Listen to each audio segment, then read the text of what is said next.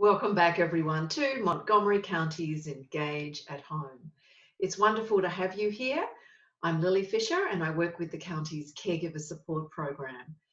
Today's episode is focused on the wonderful opportunities and resources and guidance that our friends at AARP are providing. AARP for many years has been focused on helping caregivers on their journey as they provide care for friends and loved ones. I'm going to take you on a brief tour of their website, and I do hope that you take the time to explore how the supports and resources that are available you take full advantage of. Let's have a look. So here we are on the AARP Family Caregiver Life in Balance. I'm going to include their web address on the Engage at Home page. It's a little long and complicated, so you can just click directly. So let's have a look at some of the things that AARP is wanting you to think about. So obviously, it's very up to date. And they're looking at how, as a caregiver, you may be dealing with a double whammy of social isolation. So there's a discussion here about how that is real. If you are feeling uncomfortable, that completely is something that they're wanting you to take seriously. Many of us like to hear how folk who are more well known than we are, how they're dealing with some of the challenges. So they've put together some stories from famous people. One of the things that I really like on the page is how they're providing you with practical assistance to keep your spirits in check. Let's have a look to see what they're going to share with us. So there's a lovely article that Barry Jacobs has put together. It is helping you understand that some of what you're going through is real and that it's telling you there are ways that you can cope through this. So some of it is be honest with yourself. Really monitor how you're feeling and what some of the challenges you're facing. If need be, you may need to address some of your mindset, and it talks about how you can do that by discussing your feelings with others, but also shifting your activities, changing some of your routine, reaching out to positive people. So that's just their main feature story that is on the AARP's Family Caregiver in Balance.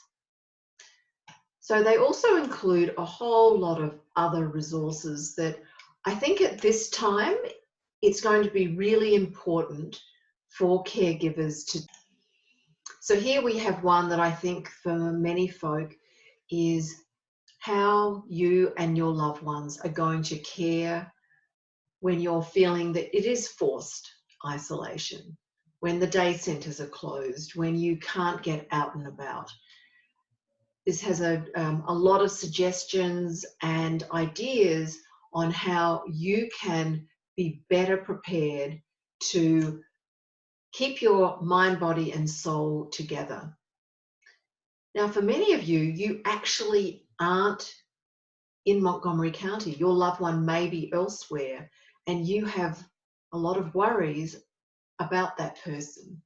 So it talks about strategies that you can take to assist you in keeping connected with your loved one. Now, I know this section here is something that many are dealing with. It's that juggling the caregiving and the work responsibilities, particularly when what you're doing is you're having to stay at home, you're working from home, you may often have children that you're looking after, And so here we have an article that was pre-COVID, but it talks about this as being something that you can start dealing with now, particularly such things as building a caregiver community. Don't see this as being something that you are dealing with alone. Many employees are part of an employment assistant program. An employee assistant program can be accessed through your human resources department. So if you are feeling stress, if there are things that are troubling you and you don't feel able to deal with them by yourself, and you don't have the ability because of social distancing to go out and get external assistance, please reach out to your employee assistant program, and through that you can actually start getting counselling over the telephone. So the same thing with many of our caregivers. They have their parents that are still living, and they are also still caring for their children and sometimes their grandchildren. So AARP has brought together a collection of articles that will help you as a caregiver really think about how you are going to tackle some of these challenges during COVID-19. So I found the caregiver life balance section under the family caregiving tab.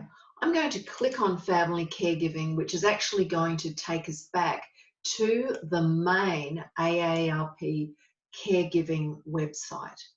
So here we have a whole range of articles, both in English and in Spanish, specifically to help you as a caregiver have a better understanding on what are some of the current issues, how they affect you as a caregiver, and some of the strategies that you can take to improve your health and well-being and maintain the health of your loved one. We have a feature story here about the AARP's community connections. I did a feature story about that separately, and this is a way that you can identify supports in your local community, and so you are able to keep connected and engaged. So there's a couple of tabs down here under Care at Home. I'd like to just lead you through those before we finish up today. So how to keep active and engaged while staying at home. This is something that for many people, they are going to have some challenges with. Historically, they may have been having an adult day program for a loved one. They may have been carrying the responsibilities with others. Plus, they had other resources for them to keep active. So let's have a look at some of the ideas that AARP is sharing for you to engage with your loved ones. And I'd say that some of these you could actually keep up your sleeve for the whole family. So read and share. I've done this with my older adults. And one of the things that you can do is, particularly with books that have illustrations, you can actually engage with your loved one without actually thinking too seriously about following every single word along. You can actually make up stories, but if your loved one is able to keep engaged, you can do this through actual, almost like having your own book club at home. So writing letters and cards. This can also include doing illustrations, and many people find that by writing simple cards, and it can be on cardstock, it could be that you actually do have some blank cards at home, or maybe you could order some in, to actually write simple little messages, condolences, friendly little updates to people who you know or who you want to do because you're wanting to share uplifting messages in your community. It's a great way of feeling connected. So documenting stories of part of life. This is the perfect time to take advantage of some of the technology that is available that can actually help you prepare some of this online. These use both apps and websites. There's one that's called StoryCorps, another one is called the Legacy Project. You can also create memory books. These are all ways where you and your family and loved ones can start to create a legacy of parts of people's lives. It could be memories to share with each other and share into the future. Having fun with games. You know, sometimes the games may have to be adapted to make it simple, and it may be that you have to work with each other if you only have a large jigsaw puzzle. But find ways that you can connect with each other, even if what mostly you're doing is sitting around the dining room table together, and there's something called an activity in front of you, but guess what? You're really actually connecting with each other and having fun. So good old podcasts, watching movies, watching TV shows, keep it positive. For some of our older adults, it's going to be really terrific to have this time to look at shows, listen to music that have a history to them. It could be something from life that has now passed, e.g. TV shows, or as is mentioned further down, music from their past. So think about using this time to really enjoy some of the online activities, including, and we've talked about this a lot on Engage at Home, how to use the fun of the internet, the flexibility of the internet to start engaging with the world out there that really has been sitting there waiting for us to play with it. A couple of other ideas that are on this page is launch a project. This could be a perfect time to downsize. It could be a perfect time to start doing some scrapbooking. It could be a nice time to start cataloging some of the things that are in your lives. So launch a project, start something new. And lastly, get back to basics. So one of the things that we talked about earlier, I've talked about with Engage at Home, is there is nothing more lovely about this time than to actually connect with each other. Whether it's sitting at home, slowing down, bringing out the hand lotion and giving each other a lovely hand massage, or just sharing simple reminiscence. Doesn't need to be complicated. It can be as simple as you want. So I think we've got time for one more area around care for home. And I know that there are caregivers who have some concerns. Obviously, there are folk who aren't necessarily sure of what they should and shouldn't be doing. And also, like we said earlier, how to boost your loved one's morale from afar. So I think let's finish on something positive. I have family who live out of state, and I also have family who live out of the country, and I'm using technology and just connecting over the phone or via the internet as a way of keeping connected. So let's have a look at a couple of ideas that they have. So good old snail mail, get those stamps out, write a letter, could be on a piece of scrap paper, but it's a way that you can share information about yourself. So one of the things that I've been seeing a lot of folk doing is actually having virtual happy hours or virtual meals together. And one of the ways they do that is that they meet at the same time, whether your loved one is in a facility or in their own home, but you're doing it in a way so you're using either technology that is virtual, video, or you're just using the telephone, but you know each other, you're focused on having it that you've got a shared meal. One thing that this article talks about is really take advantage of all of the delivery services. You may not be able to connect with your loved one, but you could get items delivered to your loved one. They will clean them thoroughly and then you can engage with each other, whether it's a food item, whether it's an activity, you can do it together. So Facebook book club, FaceTime book club, any way you want to do it. It could be via FaceTime, it could be by Skype, Zoom, WhatsApp, however you want to do it. Think about creating activities that you and others can participate with. It could be, as these suggestions are, like how a book club does, is that you all watch the same TV show, or you all read, not necessarily a whole book, but it could be that you read a part of a book, and then you get together and you chat about it. We had a celebration for a 70-plus birthday, and we didn't do sing-along, we actually did karaoke. So we all dressed up, and each person, one at a time, had the piece of music that they were going to do karaoke to, but they were actually miming it, because obviously not everybody feels confident being a singer. But if you come from a family of people who either don't mind if their tunes are off, or they do sing a fabulous song, think about using technology, whether it's over the phone or virtual chat. Find a way to do this. Jigsaw puzzles, once again. If you do have someone who is having cognitive or physical challenges, keep the pieces as a low number.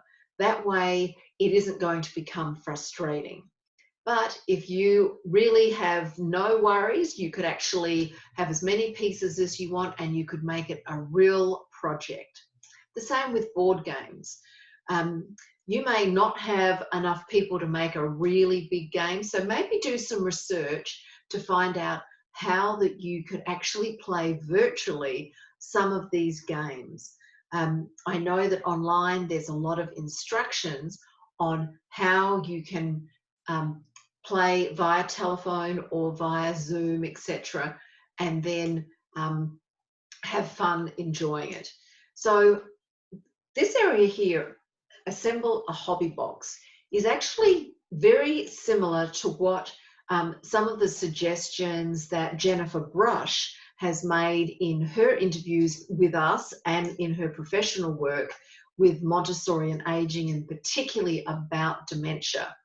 One of the things that is an excellent idea is to get a little storage container and have a particular activity in that storage container. Now that could be a hobby, or it could be something that if you have a loved one who would like to keep active in the home but needs directions, it could be things like clothes and items that needed to be folded. It could be things that for setting up the table, etc.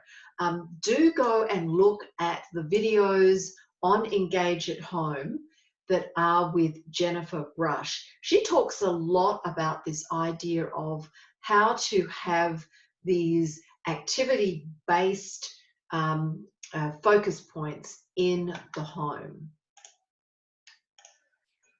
So I could spend all day sharing with you information on the AARP's website for caregiving. I'm just scrolling down a little bit further just to give you a little bit more of a hint of what's down there. But as you can see, this is an incredible array of resources and supports that are going to be of huge benefit for our caregivers. The website is up here. I'm going to include it on Engage at Home. So I want to thank everyone from AARP for all of their efforts in ensuring that our caregivers are provided with such a rich array of resources and supports. Take the time, whether you're a member or not a member of AARP. All of the items that I've showed you today are freely available on the AARP website. So for today, I want to thank you again for taking time to enjoy all that Engage at Home has with us and for you. If you do need immediate assistance as a caregiver, please contact the county's Ageing and Disability Services on 240 777 3000. I thank you for joining us. I encourage you to keep calm and active and engaged. Be well.